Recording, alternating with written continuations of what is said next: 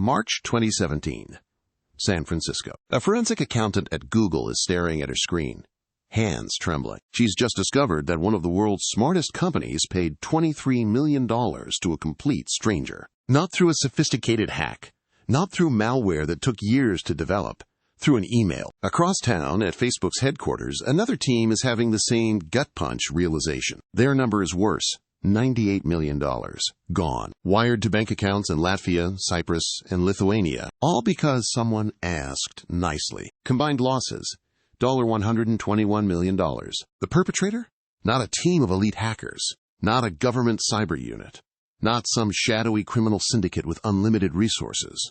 One man, working from a tiny office in Vilnius, Lithuania, armed with nothing but a laptop, a printer, and an understanding of human nature that would make a psychologist weep. His name is Evaldas Rimasauskas. He's 48 years old. He has no background in computer science, no history of cybercrime, no technical skills worth mentioning. And he just pulled off what prosecutors would later call one of the largest business email compromise schemes ever charged. Here's what makes this story terrifying. He didn't break into anything. He didn't exploit a software vulnerability. He didn't write a single line of malicious code. He sent invoices. Real-looking invoices. And two of the most sophisticated technology companies on Earth, companies that literally build the internet, paid them without question.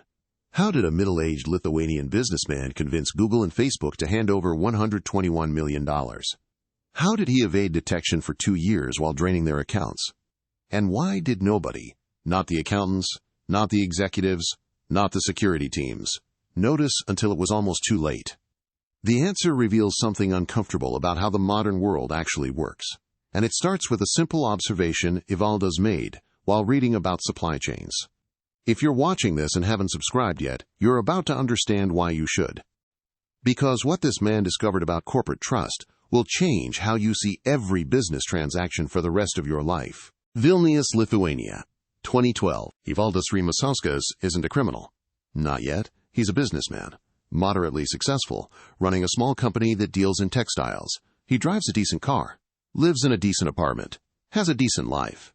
But decent isn't enough. He's 47 years old, watching his savings evaporate, watching younger men build fortunes in the new digital economy, while he struggles with inventory and shipping costs. And one night, reading a business magazine article about tech supply chains, something clicks. The article profiles Quanta Computer, a Taiwanese electronics manufacturer most people have never heard of. But Quanta is massive. They manufacture hardware components for Apple, for Dell, for HP, and critically for Google and Facebook. The article mentions something that makes Evaldas sit up straighter. These tech giants pay Quanta hundreds of millions of dollars annually. Routine invoices, processed by accounts payable departments, approved by mid-level managers who handle thousands of similar transactions every month. Evaldas reads this paragraph 3 times. He's not thinking about hacking, he's thinking about something simpler, something more human. What if someone sent an invoice that looked exactly like Quanta's invoices? Not a fake email asking for passwords, not a virus-laden attachment, just an invoice. Professional letterhead, correct formatting, requesting payment for goods that Quanta actually provides. Who would question it? The answer, Evaldas realizes, might be nobody. He spends the next several months researching, not coding, researching. He studies Quanta's corporate structure. He learns the names of executives. He analyzes how international wire transfers work. He identifies which banks and which countries have the loosest oversight. By early 2013, he's ready. He registers a company in Latvia. The name, Quanta Computer. Same name, different country. Completely legal. And then he starts writing emails. The genius of Evaldas's scheme isn't technical. It's psychological. He understands something fundamental. Large corporations process thousands of invoices every week. The people handling these transactions aren't security experts. They're accountants. They're following procedures. They're checking boxes. Their job isn't to be suspicious. Their job is to pay vendors on time. So Evaldas gives them exactly what they expect to see. First, he creates email addresses that look almost identical to real Quanta Computer addresses. Not crude fakes. Sophisticated spoofs that would pass casual inspection. Evaldas.accounting@quanta-computer.com instead of the real domain.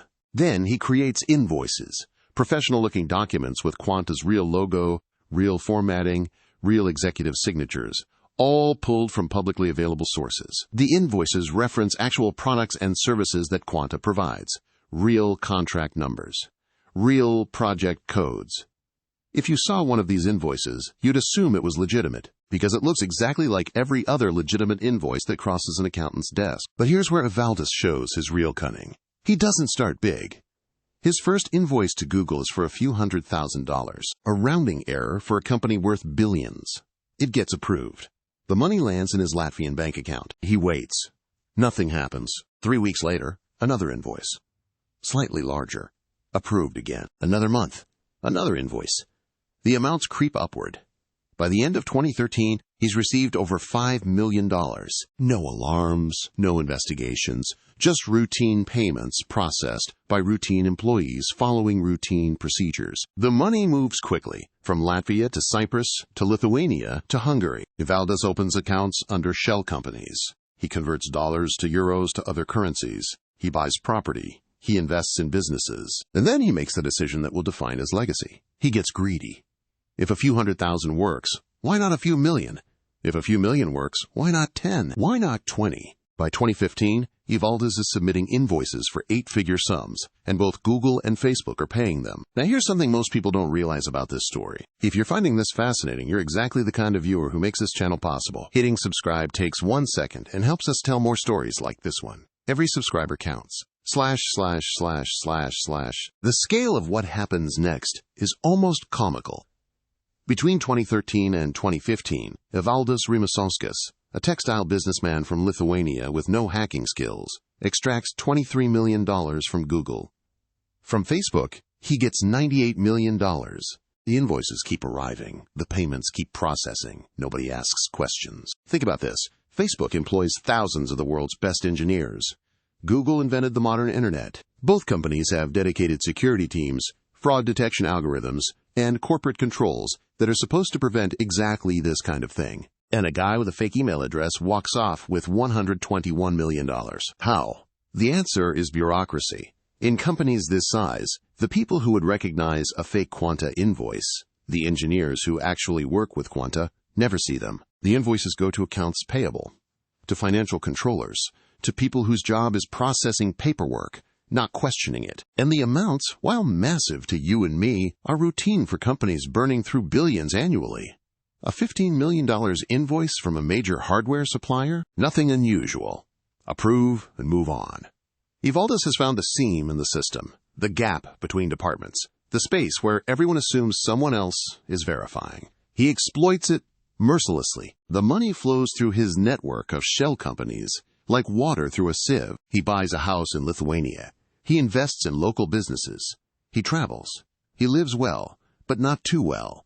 Nothing flashy enough to attract attention. For 2 years, he operates in plain sight, sending emails, receiving payments, building wealth. But every scheme has an expiration date. In late 2015, someone at Google finally looks twice at an invoice. The amounts have gotten large enough that an auditor wants verification. They contact Quanta's actual headquarters in Taiwan. Quanta's response: "We didn't send that invoice. We've never heard of those bank accounts. What are you talking about?" The walls start closing in.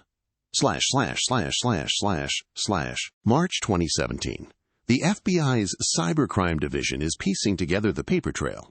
They've traced the money through 7 countries. They've identified the shell companies in Latvia. They've matched the bank accounts to a name, Evaldus Rimasauskas. What they can't figure out is how a Lithuanian businessman with no criminal history pulled this off. Agents fly to Vilnius.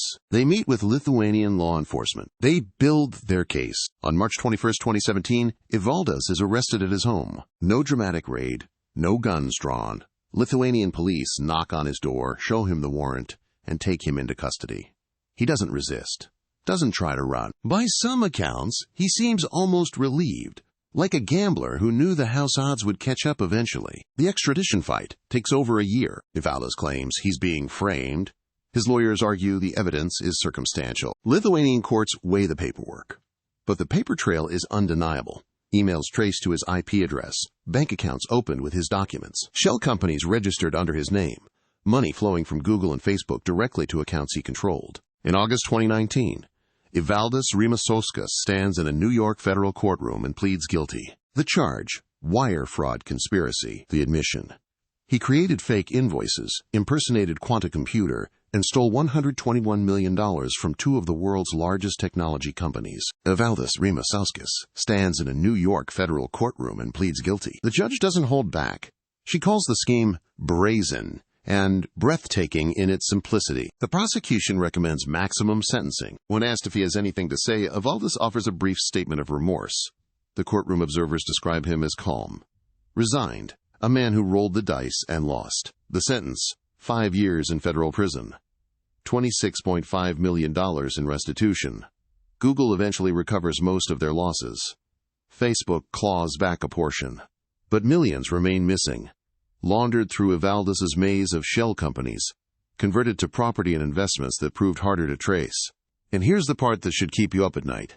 By the time anyone caught on, Evaldis had been doing this for over 2 years. How many invoices were paid without question? How many other companies got hit and never realized it? The FBI admits they don't know the full scope. December 2019. Evaldis Rimasauskis begins his prison sentence. But something strange is happening in the corporate world. His case hasn't made things safer. It's made other criminals realize what's possible. Business email compromise, the official name for what Evaldis pioneered, explodes. The FBI reports losses of $1.7 billion in 2019 alone. By 2022, that number climbs past $2.7 billion annually. Copycat scams target companies of every size, from Fortune 500 giants to small businesses with a single accountant. Evaldis didn't invent the scheme, but he proved it could work against the most sophisticated targets imaginable. Think about what that means. Google spends billions on security. Facebook employs armies of engineers specifically to prevent fraud. And a 48-year-old businessman from Lithuania, no coding skills, no inside access, no team of hackers, walked away with $121 million, using nothing but emails and fake invoices. The vulnerability isn't technical. It's human. It's the accountant who processes 200 invoices a week and can't verify everyone. It's the financial controller who trusts the signature on the letterhead. It's the system that assumes someone else is double-checking. Evaldis saw what nobody else wanted to admit. The bigger the company, the easier it is to hide in the paperwork. As of 2024, he's completed his sentence. Reports place him back in Lithuania, keeping a low profile. The millions that weren't recovered? Gone. Dispersed through a financial maze that even federal investigators couldn't fully unravel. Some experts call him a cautionary tale. Others call him a pioneer. But here's what should haunt you. Nothing he did required special skills. No hacking, no malware, no genius-level coding. Just the understanding that busy people don't ask questions. If you made it this far, you understand why this story matters. This channel exists to expose how power, technology, and human nature collide. And you're the reason we can keep doing it. Subscribe if you haven't already. Turn on notifications. You don't want to miss what's coming next, because this is just one story. Right now, somewhere in the world, someone is sending an invoice. It looks legitimate. It references real products from a real company. The amount is large enough to matter, but small enough not to trigger alarm bells.